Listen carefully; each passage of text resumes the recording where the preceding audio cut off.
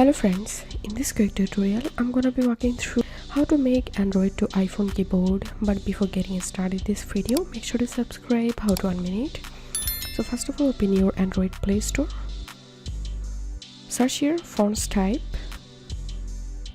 and install this app, and now open, and now click on enable fonts type, and now click on switch to fonts type, and from this list select fonts type keyboard and go to themes and scroll down, and here you will get Apple keyboard. Simply click on Apple keyboard, and it's right now lock.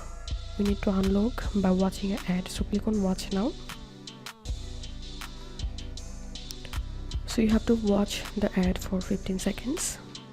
So here you can see the keyboard has been unlocked, and after that go to settings and scroll down a little bit, and from here turn on sound and keypress.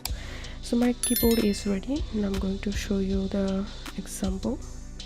So here you can see I have successfully switched iPhone keyboard to my Android phone.